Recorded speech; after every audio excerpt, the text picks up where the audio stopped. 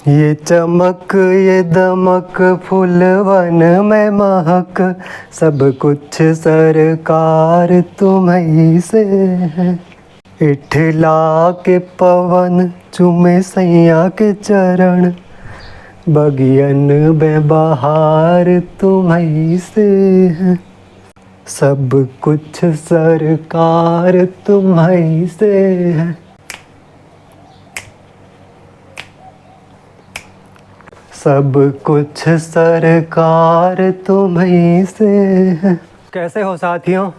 इसमें केवल वार के नाम नहीं बताए हैं, इसमें वार के बारे में समग्र जानकारी दी है जितनी मेरे पास थी। सूर्य चंद्र फिर भौम बुध तथा गुरु को वार, शुक्र शनि इनको कहें क्रमशः सातों वार। और इनके बाद ये भी बताऊंगा कि इनका नामकरण ऐसा क्यों पड़ा।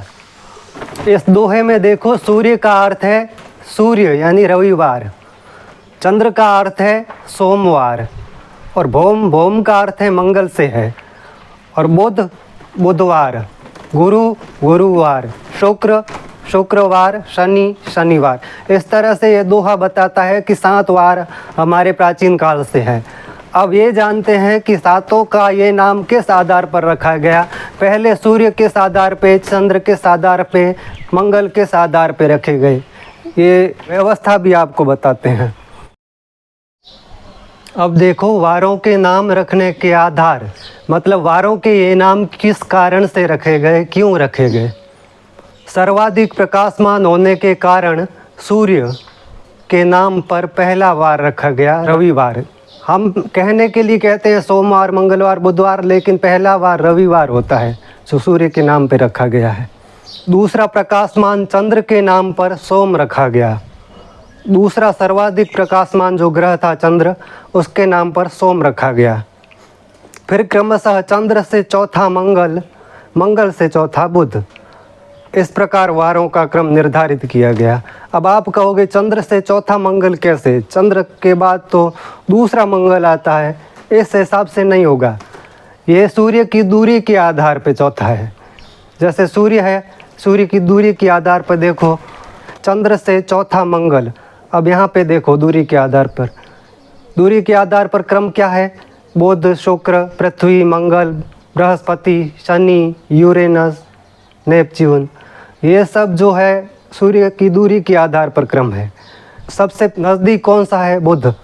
तो मैंने ये कहा कि फिर क्रमशः चंद्र से चौथा मंगल रखा गया। चंद्र के बाद में मंगल चौथा होने के कारण रखा गया। चौथा कैसे, ये कौन सा है, चौथे नंबर पर है, पहला दूसरा तीसरा चौथा, ठीक है। और मंगल से चौथा बुध, मंगल ये है, यहाँ से चौथा बुध देखो, 1 2 3 4 नज़र आ रहा है, मंगल से चौथा बुध। और बुध के बाद में क्या आता है, बुध के बाद में आता है बृहस्पति गुरु। देखो पहला दूसरा तीसरा चौथा, ये देखो बृहस्पति। तो यहाँ से चौथा देखो, बृहस्पति से पहला दूसरा तीसरा चौथा, ये चौथा, पहला दूसरा तीसरा चौथा, ये शनि आ गया शुक्र के बाद में। तो इस तरह से वारों का क्रमशः रखा गया। ये दोनों सर्वाधिक प्रकाशमान होने के कारण नाम रखे गए। और उसके बाद में क्रमशः चौथे से रखे गए, चंद्र से चौथा मंगल, मंगल से चौथा, इस तरह से नाम निर्धारित किए गए इनके।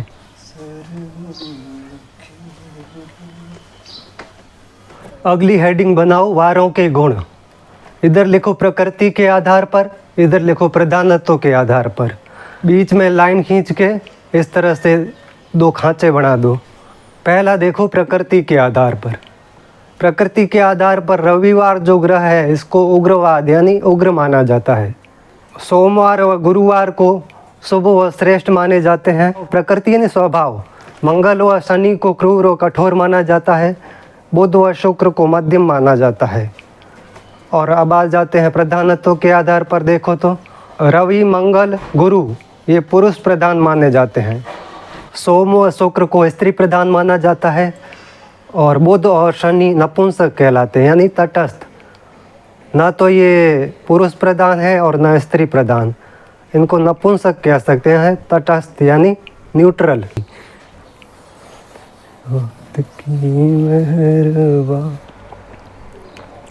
आप इस तरह से एक तालिका बना लीजिए जिसमें 12 राशियाँ और स्वामी ग्रह लिखे हुए हैं साथ में।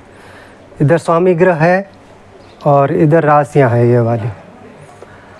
तो मेष राशि और वृश्चिक राशि आपकी सहायता के लिए, सहूलियत के लिए दोनों साथ में लिख दिए हैं। इनके जो स्वामी है वो मंगल है। मेष और वृश्चिक, ये रहा वृश्चिक, इनके भी मंगल है। वृषभ और तुला, इनके स्वामी शुक्र है। वृषभ, ये रही तुला, तुला के भी शुक्र है। मिथुन और कन्या दोनों के बुध है। ये मिथुन और कन्या, इसके भी बुध है। कर्क के स्वामी चंद्र यानी चंद्रमा। सिंह के स्वामी सूर्य, कन्या के बुध, तुला के शुक्र, वृश्चिक के मंगल, धनु और मीन दोनों के बृहस्पति गुरु, और मकर के शनिदेव, कुंभ के भी शनिदेव, और मीन के गुरुदेव यानी बृहस्पति देव। तो इस तरह से ये इनके स्वामी हैं, स्वामी ग्रह हैं जिनका प्रभाव इन राशियों पर रहता है। यहाँ पर ये राशि है, ये नक्षत्र है और ये चरणाक्षर है जिनका प्रयोग हम नाम दिलाने में करते हैं। हर एक नक्षत्र के 4 चरण होते हैं। ये देखो, ये अश्लेषा है, इसमें चारों हैं। देखो 1 2 3 4। ये भरणी है, इसमें चारों हैं 1 2 3 4। और ये कृत्तिका है, इसका केवल 1 है, यहाँ पे 1 लिखा है। देखो देखो ऐसा ही इसमें भी है। कृत्तिका के 3 है ये वाले, रोहिणी के 4 है ये वाले, और मृगशिरा के 2 है, इसलिए 2 लिखा है यहाँ पर। 2 चरण शामिल है। मिथुन में देखें तो मृगशिरा के 2, काकी, आद्रा के 4, कुगड़ 6 और पुनर्वसु के 3, केको हा। यहाँ कर्क में देखें तो पुनर्वसु का बचा हुआ 1, पुष्य के 4 और अश्लेषा के 4 है। पुनर्वसु का 1 यहाँ है, पुष्य के 4 है हुए ओडा, और अश्लेषा के 4 है डीडू डेडो। ये शामिल है इसमें। इस तरह से आप लिख दीजिए, याद कर लीजिए। बाकी वाले भी आपको बताते हैं।